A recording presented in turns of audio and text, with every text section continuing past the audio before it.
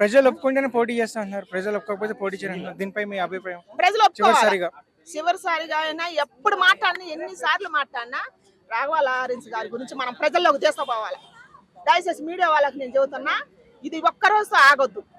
ఆయన ప్రజలకు సేవ చేస్తానని ముందుకు వచ్చింది కాబట్టి ఇట్లాంటి వ్యక్తులు అరుదుగా వస్తారు. ఇది కేవలం ఒక విజయం చూసే ఇలా పోటీ చేస్తున్నారు అనుకుంటున్నారా? విజయం చూసి కాదు, ఆయన మంచితనం, ఆయన సేవా గుణం. సేవ చేయాలి. ఒకళ్ళు ఎందుకు వస్తారయ్యా? ఎవరి సత్తా వాళ్ళకు ఉంటుంది. నా ఆలోచన నీకుండదు, నీ ఆలోచన వేరే వాళ్ళకు ఉండదు. అట్ట ఎవరి సత్తా వాళ్ళకు ఉంటుంది అనమాట.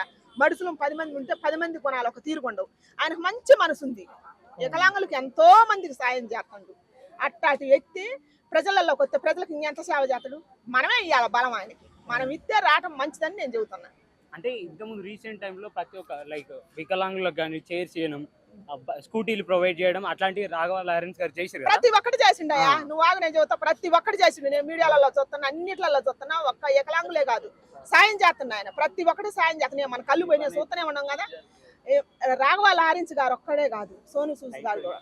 ఆయన పేరు నాకు పలకట్లేదు కానీ ఆయన కూడా అసలు హీరోలు కూడా అంత సాయం చేయరు అనమాట. ఆయన కూడా చేస్తాడు. అంటే గెలుస్తాడమ్మా. ఇట్లాంటి వ్యక్తులు ప్రపంచం మీదకి వచ్చి మన ప్రజలకు సేవ చేయాలని వచ్చిన వాళ్ళని మనం గెలిపించుకోవాలి. గెలుతుడా అంటే మనమే గెలిపించుకోవాలి. చూసి ఏది మంచి ఏది చెడు అని చూసి. అంటే ఈ రోజుల్లో ప్రజలు మంచి పనులకు కాకుండా డబ్బులకే ఎక్కువ ఓట్లకు మొగ్గు చూపుతున్నారు కదా. ఏ విధంగా ఎక్స్పెక్ట్ చేయొచ్చు ఆయన గెలుస్తాడని? మంచి పనులు చేస్తే గెలుస్తాడా? మంచి పనులు చేస్తే ఎందుకు గెలవడు? కానీ దయచేసి డబ్బులకు ఉరుకులు పెట్టినంతసేపు ఎవరైనా సరే, మగవాళ్ళం కానీ ఆడవాళ్ళం కానీ, మన సంసారం, మన భార్యను మనం తాకట్టు పెట్టినట్టే.